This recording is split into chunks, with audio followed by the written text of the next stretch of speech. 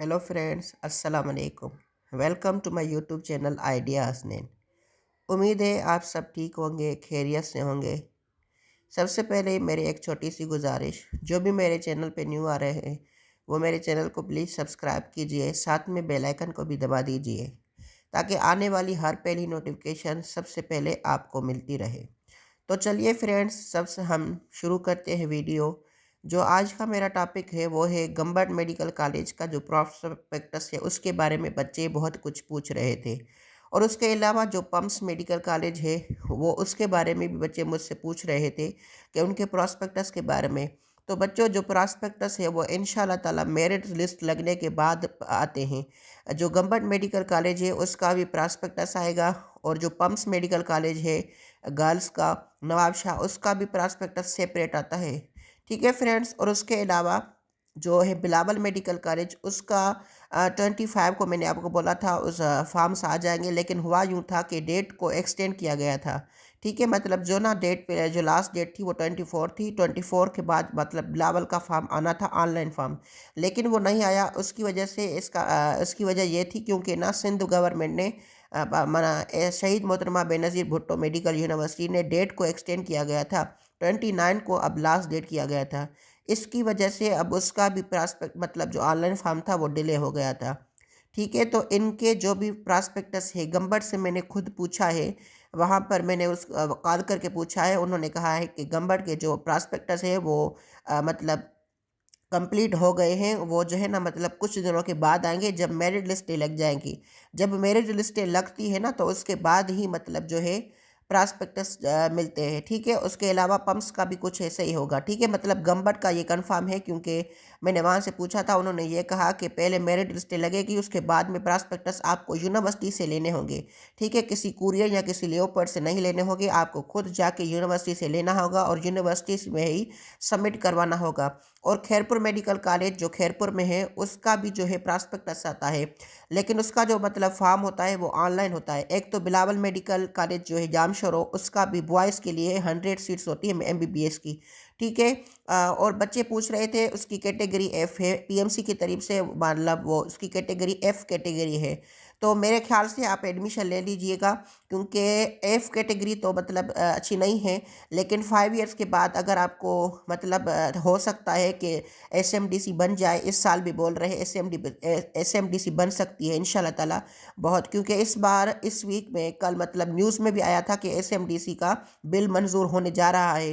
वो बहुत कोशिश कर रहे हैं कि इसका बिल मंजूर करवाएं। ठीक है, तो आप उसमें भली एडमिशन लीजिएगा। ठीक है, और कैटेगरी का तो बाद में भी ये देखा जा सकता है क्योंकि कैटेगरी चेंज भी हो सकती है। फीस वगैरह सबमिट करवा के कैटेगरी को चेंज करवाया जा सकता है।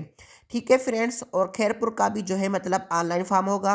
लास्ट ईयर भी कुछ ऐसा हुआ था, जो खैरपुर मेडिकल कॉलेज है उनका ऑनलाइन फॉर्म फिल करना होता है। फिर जो ऑनलाइन फॉर्म होता है उसके साथ और उसके अलावा सारे डॉक्यूमेंट जो भी हमने मतलब शहीद मोहतरमा बेनज़ीर भुट्टो में दिए थे ना, वो सारे डॉक्यूमेंट्स और ऑनलाइन फॉर्म प्लस में मतलब टीसीएस के थ्रू उनको यूनिवर्सिटीज़ में सबमिट करवाना होता है। ठीक है, टीसीएस के थ्रू हमें भिजवाना होगा ऑनलाइन फॉर्म भी, और प्लस में सारे डॉक्यूमेंट्स खैरपुर मेडिकल यूनिवर्सिटी जो खैरपुर में है।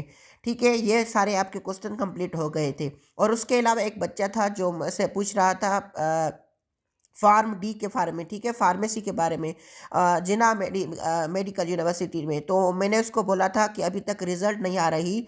ये खास मैं उसी के लिए वीडियो बना रहा हूँ क्योंकि अभी तक जो है ना मतलब अभी जिना मेडिकल की मेरिट लिस्टें लगेगी फार्म डी में।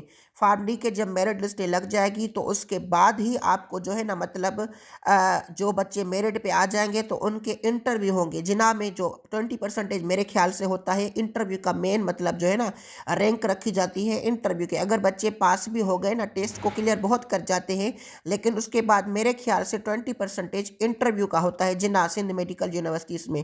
उसके अलावा अगर मैं बात करूं कि वो पूछ रहा था कि मैं सेल्फ फिनांस में लिए कैसे अप्लाई करूं जेएसएमयू में। ठीक है, जशमू में, तो जिन्ना सिंध मेडिकल यूनिवर्सिटी में। ठीक है, तो उसमें आपको वो तब अप्लाई करना होगा जब मेरिट लिस्ट लग जाएगी। मेरिट लिस्ट लगने के बाद इंटरव्यू होगा, फाइनल लिस्ट लगेगी। फाइनल लिस्ट के बाद में अगर 3 4 5 मतलब जितने भी सीटें होंगी तो उस रैंक के हिसाब से अगर आपका लिस्ट में नाम आता है तो फिर आप सेल्फ फिनांस के लिए अप्लाई कर देंगे। तो आपको डीडी बनवानी होगी एडवांस में यूनिवर्सिटी के नेम पर। ठीक है, तो आपको पैसे सबमिट करवाने होंगे। और मेरा और एक टॉपिक ये है कि सेल्फ फिनांस के लिए जो मतलब हम चानका मेडिकल कॉलेज और गिम्स गम्बट मेडिकल कॉलेज में अगर हम अप्लाई करें सेल्फ फिनांस के लिए, तो बच्चों इसके लिए यूँ होता है कि आपको पहले डीडी बनवानी होगी। मसलन तौर जो फीस है मेरे ख्याल से गिम्स की जो फीस है वो 4,65,000 इतने ही कुछ थाउजेंड है, ठीक है, मतलब अप्रॉक्सीमेटली 4,70,000। सीएमसी की भी कुछ इतनी है। तो आपको करना क्या होगा, अगर वो सेल्फ फिनांस के पहले तो फॉर्म तब आएंगे जब मेरिट लिस्टें लग जाएगी, और जब मेरिट लिस्टें लग जाएंगी उसके बाद में यूनिवर्सिटी से आपको लेने होंगे प्रॉस्पेक्टस, ठीक है, उनके लिए अलग फॉर्म फिल करवाना होता है, और यूनिवर्सिटी के नेम पर जो है ना मतलब आपको डीडी बनवानी होगी बैंक में। अगर आपका सेल्फ में नेम बन जाता है मेरिट में, ठीक है ना, मतलब सेल्फ में अगर आपका नेम आ जाता है तो फिर आपकी फीस जो है ना मतलब वापस नहीं होगी। और कुछ बच्चे बहुत सारे मतलब अप्लाई करते हैं सेल्फ में, अगर बच्चे कुछ ऐसे हैं जो मतलब उनका सेल्फ पे भी नहीं हो रहा तो उनको पैसे वापस मिलते हैं, ठीक है, उनके जो फॉर्म हैं वो जब लिस्टें लगेगी। अब लिस्टें जो मैंने आपको बोला था 24 के बाद लगनी थी। अब मसला यूँ हुआ कि डेट को एक्सटेंड किया गया। अब डेट जब एक्सटेंड हो गई तो जो फॉर्म है वो 29 तक अब चल रहे हैं, मतलब 29 को कहा गया है लास्ट डेट है, ठीक है। अब 29 जो टेस्ट है वो लास्ट डेट है। उसके बाद जो है ना मेरिट लिस्टें लगेगी, 29 के बाद मेरिट लिस्टें लगेगी। जब मेरिट लिस्टें लग जाएगी तो उसके बाद आपको सेल्फ के फॉर्म भरवाने होंगे। और ग्रेस मार्क के बच्चे भी पूछ रहे थे, और अभी तक कुछ भी फाइनल नहीं हुआ ग्रेस मार्क का, ठीक है बच्चों, अभी तक अगर ग्रेस मार्क का कुछ होगा भी ना तो जिसने भी पेपर इम्प्रूव किए हैं, अगर वो फ्रेश स्टूडेंट हो या फिर वो जो इम्प्रूवर हो, जिन्होंने भी पेपर इम्प्रूव किए हैं, मेरे ख्याल से इम्प्रूवरों को भी मार्क्स डिडेग होंगे, ठीक है, क्योंकि सबको ग्रेस मार्क मिली है। और अगर होंगी तो बोल रहे हैं कि 5% यानी कि आपकी टोटल मेरिट में से टोटल एफएससी में जो भी मार्क है ना साइंस सब्जेक्ट्स में 572 है मसलन तौर, तो उसको आप डिवाइड करेंगे 1.25 से, यानी कि 5% आपकी मार्क्स डिडेक्ट होंगी। सारे बोर्ड्स ने इतनी ही मार्क्स दी है, ठीक है फ्रेंड्स। ये अभी तक कंफर्म नहीं हुआ कि मार्क्स डिडेक्ट होंगी या नहीं होगी। ये फीस के बारे में मैंने एक डिटेल आपको बता दिया है, इतनी इतनी फीस है, अगर मेरिट की है तो इतनी है, ये गिम्स का है, उसके बाद जो है ना मतलब सीएमसी का है, ठीक है। तो आप ये पढ़ लीजिएगा, इतनी इतनी फीस आपको जमा करवानी होगी अगर सेल्फ में है, या फिर मेरिट की भी फीस इसमें लिखी पड़ी है, और ओवरसीज पाकिस्तान के लिए भी इसमें लिखी पड़ी है फीस, आप देख लीजिएगा, ठीक है फ्रेंड्स। यही कुछ बातें थी जो आपको समझानी थी, ठीक है। 29 के बाद मेरिट लिस्ट लगेगी, 29 के बाद जो है मतलब सारा कुछ आगे प्रोसेस होगा। तो फ्रेंड्स आज के लिए इतना ही काफ़ी है, मिलते हैं न्यू वीडियो में न्यू टॉपिक के साथ, तब तक के लिए रखिएगा अपना ख्याल। मिलते हैं न्यू वीडियो में न्यू टॉपिक के साथ, और मेरे चैनल को प्लीज़ सब्सक्राइब कीजिएगा, साथ में बेल आइकन को भी दबा दीजिएगा। अगर कोई इशू, अगर कोई मसला हो तो आप कमेंट कीजिएगा, मैं हर कमेंट का रिप्लाई देता हूँ, ठीक है फ्रेंड्स। मिलते हैं न्यू वीडियो में, तब तक के लिए रखिएगा अपना ख्याल। अल्लाह हाफिज़, शुक्रिया।